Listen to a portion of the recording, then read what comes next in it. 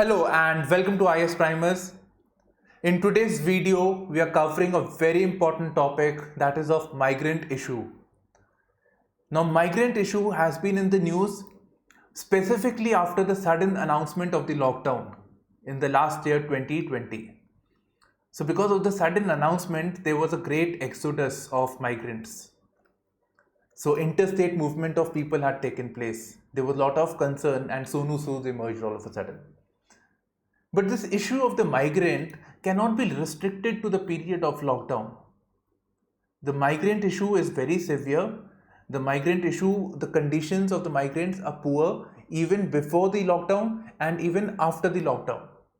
And this is a sizable amount of population. The census 2011, according to that, 38% of the people are migrant population. And it does include people like us or people who are better off, who are moving from one place to the other. But bulk of this is the marginalized group which are facing poverty. So we have to look at this issue quite comprehensively and quite analytically. And this video will help you with your preparation on this front. Now coming to the migrants, let's have a look at their demography. The census defines the migrants as anybody who is enumerated outside their place of birth. So it could be anybody outside their place of birth that is a migrant. So it is not just like moving out, within the state or within a particular place, geography. So anywhere but outside the place of birth, that is important. And second thing, I also had a doubt on this, that this includes the migration caused by marriage. So it includes the migration caused by marriage as well as it includes the obvious one, that is migration caused due to work. So these are the two most important factors. And then when it comes to migration, quite surprisingly actually, there is more rural to rural migration as compared to rural to urban. We would expect a more rural to urban population as people are moving from rural villages to cities for better avenues, better quality of life. But what we are noticing is more rural to rural population. So this was mentioned, this anomaly was given in the census data. So it says the migration stream out of rural areas, it is 73 million people. And for urban areas, rural to urban areas, it was 20 million. Let me correct, from out of 73, it was 53 million and the rest was 20 million. So this is a significant number. And when you're talking about rural to rural, the primary reason could be the marriage. Migration caused by marriage is also counted. So a woman marrying one person from one village to the other person, so that will be rural to rural migration. So the basic thought process that the migration is taking place from rural to urban stands true if we exclude this migration caused by marriage. Now coming to certain facts, more facts on it. As I said earlier also, the migrant population is 38% of the population, which is 45.6 crores. So this was 10 years back according to Census 2011, right? Census takes place every 10 years. So the next one will be in 2021. Further, it said that the population of the migrant population is increasing at a faster rate. The population in the last 10 years, that is from 2001 to 2011, increased by 18%, the general population. But the migrant population increased by 45%. So there are all the indicators that we need to have a look on the migrant issue. We need to have better policy on the migrants. So these are all the important indicators, and if you can just jot down certain points for answer writing, that will be very, very good. Further, the economic survey says that the census underestimates the number of migrants, and it highlights that the census does not include temporary movement, temporary migration. So it's quite natural, right? Census is a 10-year activity, so it is not including the temporary movement. And In addition to this, it says between the years 2011 to 16, the study years of the economic survey, 90 lakh people travel for work every year. So 90 lakh people, so very close to 1 crore, big number. So policies are required, some policies for migration. And these are certain, the facts from the census as well as the PRS, a consolidated figure over here. So you can see the certain key ideas about the migration, the cause of migrations, as well as the number of people associated with those factors. Now coming to the important part, that is the issues faced by the migrants, issues and the challenges. So I said earlier that it is 38% of the population, but it includes people like me and you who would be moving from, for transfers or whatever reason.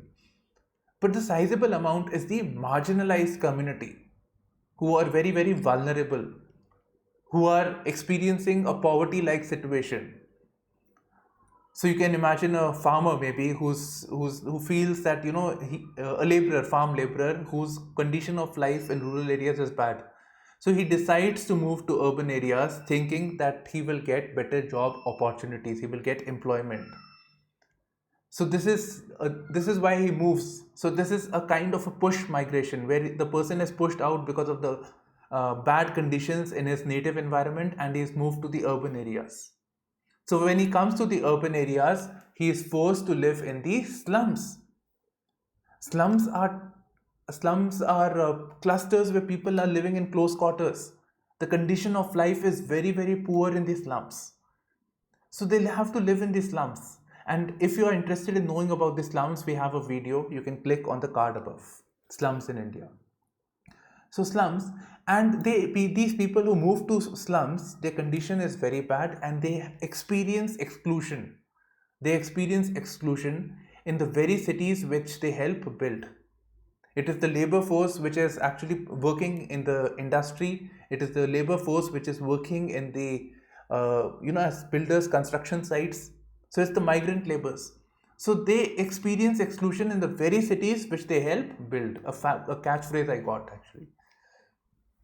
Next, since they are coming from the urban, they are the marginalized community, they are forced to work in the informal economy.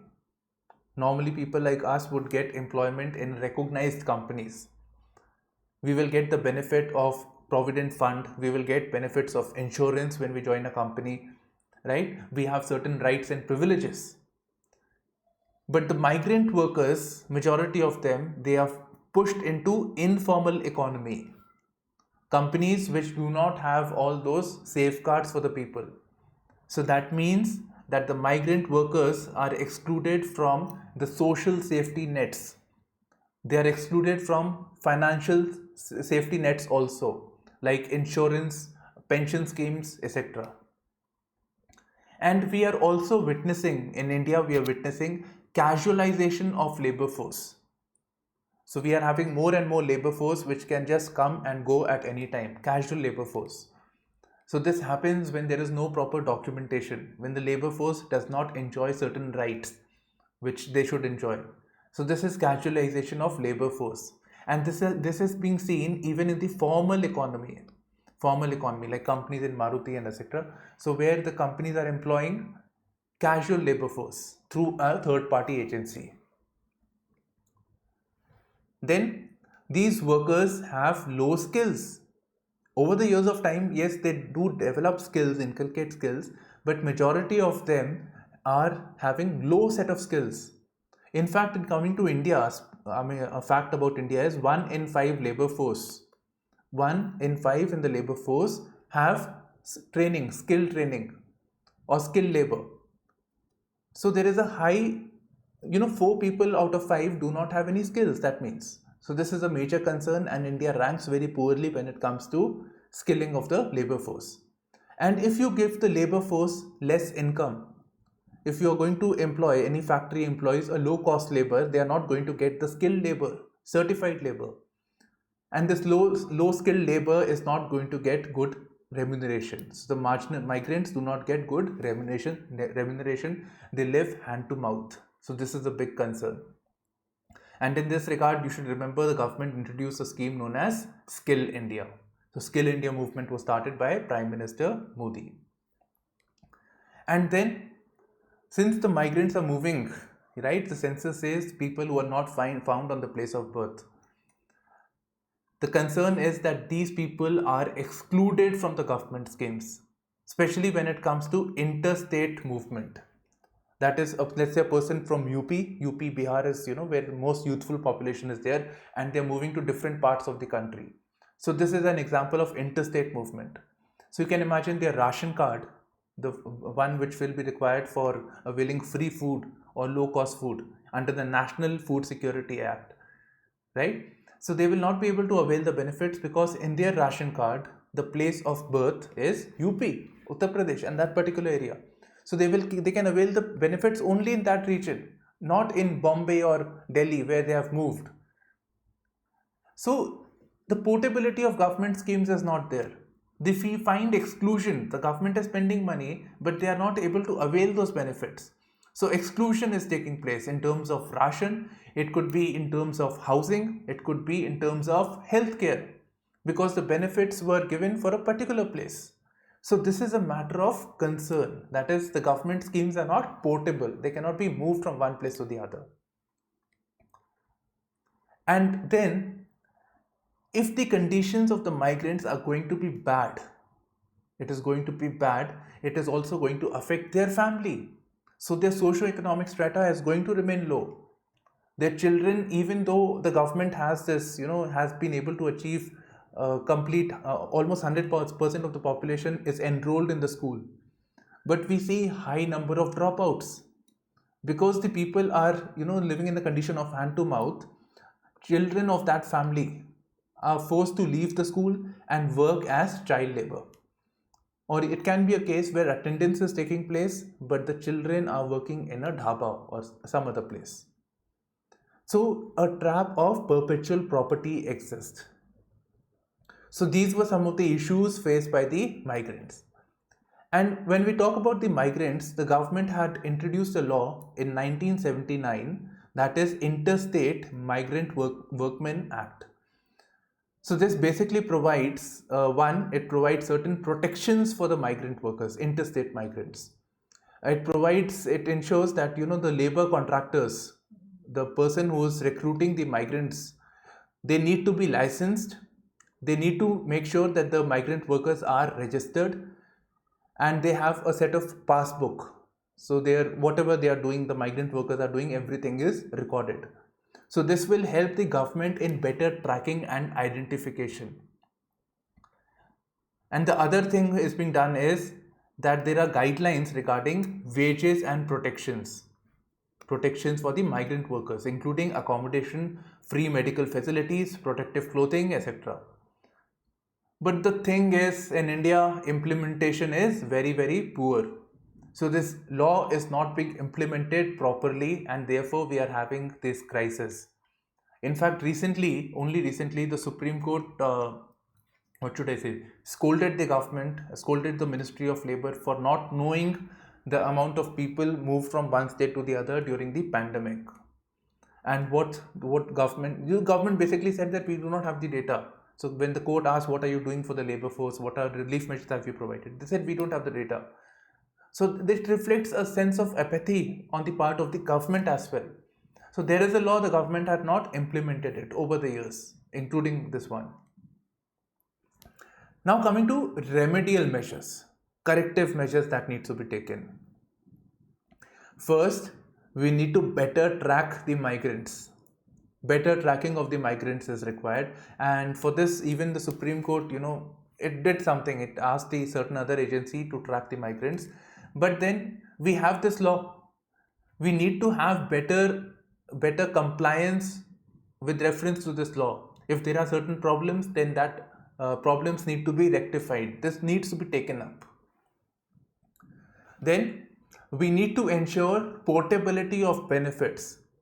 Now, whenever the government introduces certain schemes, it should make sure that the schemes can be availed in different states, in different regions. It should keep in mind the interest of the migrants. And in this regard, the government introduced a scheme known as One Nation, One Ration Card. So One Nation, One Ration Card has been introduced, where a person can, go to any ration card in any part of the country and can avail the benefits. But there is poor implementation on the part of the states. So for this, the government has introduced something known as reform linked borrowing. So kabhi baad mein we'll do it later on. So for this, likewise, portability of benefits could be for healthcare related schemes, it could be for housing schemes, etc. So that needs to be done. Third, these migrant workers are living in slums. We need to focus on affordable housing. Affordable housing. And for affordable housing, the government introduced a scheme known as PM Awas Yojana for making affordable housing. So people can make their own houses, construction can take place under another scheme of the government known as Manrega.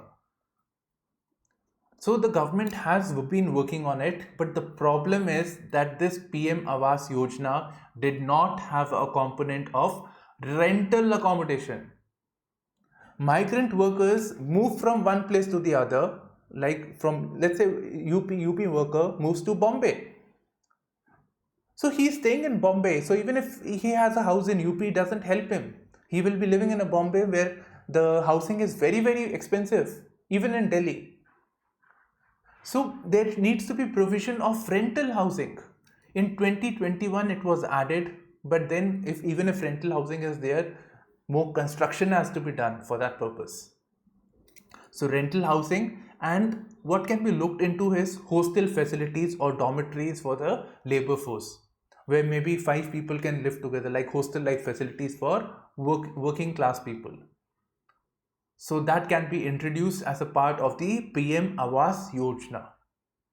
And we can also look at Singapore model, which I also covered in the Slums in India video of mine. So Singapore model, we can look at other countries, how they are doing, and these countries have focused on rental and hostel facilities. Next is, the government brought a law actually, which helps the migrant workers also.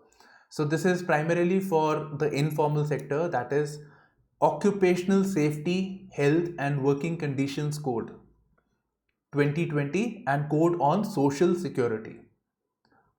So you can make out that this is a welfare scheme, and specifically for those people who are excluded from these benefits, like insurance, healthcare, all those benefits that a company or a company which has hired a person should provide. But the problem with this is that it has very good provisions, but the concern is that it excludes a large chunk of the migrant population. The 6th economic census, let me just tell you this thing first. What it excludes, it says that a company which employs more than 10 workers, they have to implement this scheme. They have to implement this code. Earlier it was 5 workers, and now this has been increased to 10. The 6th economic census, it says 70% of the establishments employ less than 6 workers. So if there are less than 6 workers, 70% of the establishments, so you can imagine the number of people who are excluded. So this is very, very significant. This is a fault on the part of the government and the parliament which has passed it. Earlier it was 5, now it is 10. And it does not recognize intrastate migrants. It recognizes only and only interstate. So what about those who have migrated from within the state? Let's say people migrating from Uttar Pradesh to Dehradun, right? Capital of Uttarakhand. So what about now Uttarakhand is one different state altogether. But you get the point, right? Maybe inferior area to moving to Lucknow of Uttar Pradesh. So that can be there. So large number of exclusion is taking place, and this needs to be rectified. So this is all we have in this particular video on the migrant issue. Thank you for streaming in to IS Primers, and all the best for your preparation. One thing I would like to add is that we have a Telegram channel, IS Primers, of the link of which you can find in the description box. So this is all we have, and please do like, share and subscribe. Bye bye, take care.